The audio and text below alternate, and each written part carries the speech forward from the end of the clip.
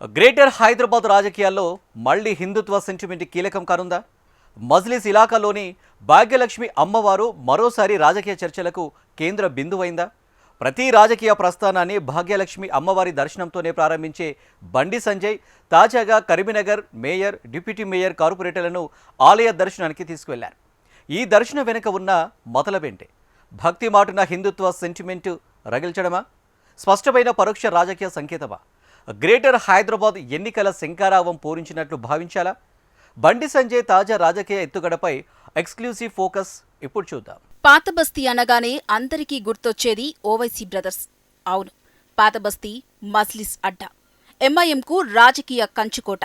అదే పాతబస్తీలోని చార్మినార్ భాగ్యలక్ష్మి అమ్మవారిని దర్శించుకోకుండా ఏ కార్యక్రమాన్ని ప్రారంభించలేదు తెలంగాణ బీజేపీ అధిష్టానం.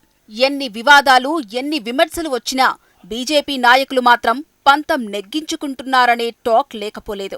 మరీ ముఖ్యంగా కేంద్ర మంత్రి బండి సంజయ్ అయితే ఏ రాజకీయ కార్యక్రమం చేపట్టాలన్నా భాగ్యలక్ష్మి టెంపుల్ నుంచే ప్రారంభించడం సెంటిమెంట్గా మారింది.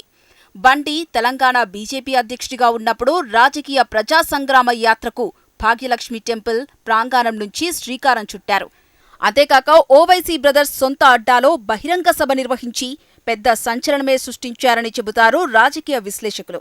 గతంలో కేంద్ర మంత్రి అమిత్ షా కూడా భాగ్యలక్ష్మి అమ్మవారి దర్శనం చేసుకుని గ్రేటర్ ఎన్నికల ప్రచారానికి శంఖారావం పూరించారు. ఆ ఎన్నికల్లో బీజేపీ అనూహ్యంగా 48 సీట్లు గెలిచింది. ఆ కార్పొరేటర్లను సైతం భాగ్యలక్ష్మి అమ్మవారి దర్శనానికి తీసుకెళ్లి తన హిందుత్వ సెంటిమెంట్ను బహిర్గతం చేశారు బండి సంజయ్.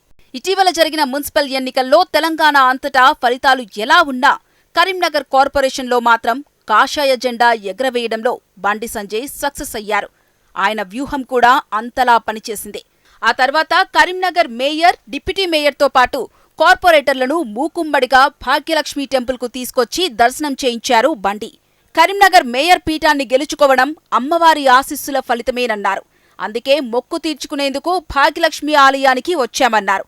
అంతటితో ఆగని బండి సంజయ్ తెలంగాణలో బీజేపీ అధికారంలోకి వచ్చిన వెంటనే పంజాబ్ స్వర్ణ దేవాలయం తరహాలో భాగ్యలక్ష్మి ఆలయాన్ని గోల్డెన్ టెంపుల్గా అభివృద్ధి చేస్తామని ప్రకటించడం హాట్ టాపిక్ అయింది. ప్రతి సందర్భంలోనూ కేంద్ర మంత్రి బండి సంజయ్ భాగ్యలక్ష్మి అమ్మవారి సెంటిమెంట్ ఫాలో అవడం చర్చనీయాంశంగా మారింది. హైదరాబాదీల్లో హిందుత్వ సెంటిమెంట్ను బలోపేతం చేయడం ద్వారా మజ్లిస్ పార్టీని కౌంటర్ అటాక్ చేస్తున్నారా అన్న చర్చ కూడా బలంగా వినిపిస్తోంది. జూబ్లీహిల్స్ ఉప ఎన్నికల ప్రచారంలో ముస్లిం అంటే కాంగ్రెస్, కాంగ్రెస్ అంటే ముస్లిం అంటూ సీఎం రేవంత్ రెడ్డి మాట్లాడిన వ్యాఖ్యలపై బండి సంజయ్ మండిపడిన సందర్భంగా అందరికీ గుర్తుండే ఉంటుంది. ఆనాడు బడే బాయ్, చోటే బాయ్, ఓవైసీ బ్రదర్స్ ఒత్తిళ్లకు తలొగ్గి రేవంత్ రెడ్డి పనిచేస్తున్నారని బండి సంజయ్ విమర్శించారు. అదే క్రమంలో తెలంగాణ సీఎం రావు అయినా రెడ్డి అయినా మా ఇంటికి రావాల్సిందేనన్న అక్బరుద్దీన్ ఓవైసీ వ్యాఖ్యలపైన తీవ్ర స్థాయిలో విరుచుకుపడ్డారు బండి సంజయ్. అంతేకాదు, ఓవైసీ బ్రదర్స్ మెప్పు కోసమే జీహెచ్ఎంసీని 3 కార్పొరేషన్లుగా విభజించి ఒకటి ఎంఐఎంకు దారాదత్తం చేశారని రేవంత్ పై ధ్వజమెత్తారు.